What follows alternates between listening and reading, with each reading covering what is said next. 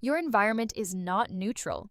It is a tiny, invisible stage manager with a clipboard quietly whispering, "Stand here, touch that, eat this, forget your vitamins, and please trip over the yoga mat you swore would change your life." Most people think behavior change begins with motivation. The dramatic music plays, the person stares into a mirror. Somewhere, a gym membership starts sweating. But sometimes the better move is less heroic. Move the bottle, move the bowl, move the phone. Basically, stop asking your willpower to fight a room that has already rigged the election. At Massachusetts General Hospital, a doctor named Anne Thorndike tested a beautifully rude idea.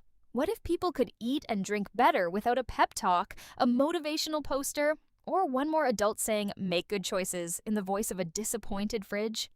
Her team changed the cafeteria, not the people. They added bottled water near the cash registers. Then they placed more water near food stations around the room. Soda was still there, still legal, still bubbly, and emotionally available.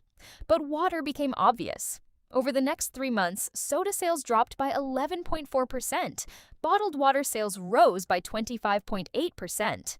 Nobody gave a speech. Nobody wrestled a cola machine in the parking lot. The room simply changed its instructions. This is the uncomfortable part. People often choose things not because of what they are, but because of where they are. A cookie on the counter becomes a cookie in the hand. A phone on the desk becomes a 10-minute detour into messages, headlines, weather, and a video of a raccoon washing grapes like it has a mortgage. A guitar in a closet becomes a museum exhibit titled Ambition 2020-21. The environment is the invisible hand that shapes behavior, and it does not need your permission. Walk into a church and people lower their voices. Walk down a dark street and suddenly everyone becomes a part-time surveillance expert. Walk into a supermarket and the expensive brands are not hiding near the floor doing character development. They are at eye level, standing there like tiny celebrities. That is not an accident. Stores know that obvious things get chosen. End-of-aisle displays work because they jump into the path like a product wearing tap shoes. The brain says, "I am in control." The shelf says, "Cute." Humans are especially vulnerable to this because vision runs the show. The body has millions of sensory receptors, and most of them are dedicated to sight. A huge amount of brain power is spent processing what is right in front of the eyes. So a small change in what you see can create a big change in what you do. This is why hidden good habits die quietly. The vitamins in the pantry do not fail because they lack charisma. They fail because they live in a witness protection program behind the lentils. The book on the distant shelf does not call your name. The phone glowing beside the bed rents a stadium and hires fireworks.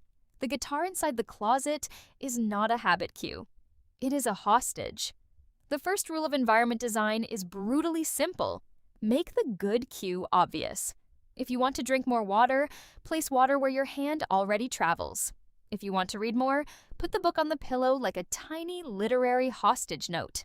If you want to practice guitar, put the guitar where it mildly inconveniences the furniture. If you want to send thank you notes, leave the stationery on the desk, not buried in a drawer labeled later, which is where dreams go to become compost. One famous airport in Amsterdam used this principle in the weirdest possible way. Cleaning staff placed a tiny fly sticker inside each urinal. Men saw the fly. Men aimed at the fly. The bathroom got cleaner.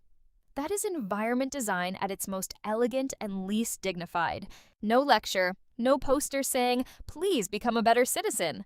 Just one tiny visual cue doing crowd control in the most cursed arena imaginable. The same idea works at home. A simple example. Buy apples, hide them in the crisper drawer, and then discover them later in their tragic elderly phase. The apples were not ignored because apples are bad. They were ignored because they were invisible. Then he put them in a bowl on the counter. Suddenly, apples started getting eaten. The apple did not become more delicious. It got promoted to main character. That is the move. Do not wait for the better behavior to become more attractive inside your soul. Put it where the eyes keep bumping into it. But cues are not only objects. Over time, entire places become instructions. The couch can mean reading for one person and ice cream plus television for another. The bed can mean sleep, or it can mean scrolling until the phone asks, "Are we ruining tomorrow or just browsing?" The kitchen table can mean dinner, work, bills, arguments with email, and one mysterious pile of papers nobody in the house is legally responsible for. When one place tries to do everything, the easiest habit usually wins. And the easiest habit is rarely deep-focused work. It is usually open the glowing rectangle and let the algorithm throw snacks at your brain. This is why the mantra matters. One space, one use. The bedroom is for sleep. The desk is for work. The table is for eating. The chair by the window is for reading. The floor is not for storing laundry in the shape of a defeated animal. If you have a giant house, wonderful. Congratulations on your many rectangles. If you live in a tiny apartment where the kitchen, office, gym, and emotional support, cave are all the same 8 square feet. The rule still works. Make zones. One chair for reading, one corner for work, one table for food, one charging station far enough from the bed that the phone cannot whisper nonsense directly into your dreams. Digital spaces need homes too.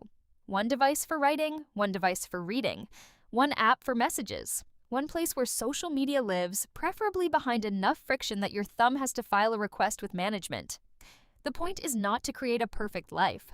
The point is to stop forcing your brain to choose correctly while every object in the room is shouting a different suggestion. Environment design is not glamorous. It does not look like transformation. It looks like moving a charger, putting apples in a bowl, placing shoes by the door, moving the phone out of the bedroom, and making the better choice so obvious that even your tired 11 p.m. brain can find it without a search party. Motivation is useful. But motivation is a terrible interior designer. It shows up excited, buys a whiteboard, writes "new me" in capital letters, and disappears by Thursday.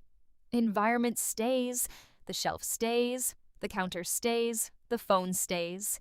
The room keeps giving instructions long after the motivational speech has left the building.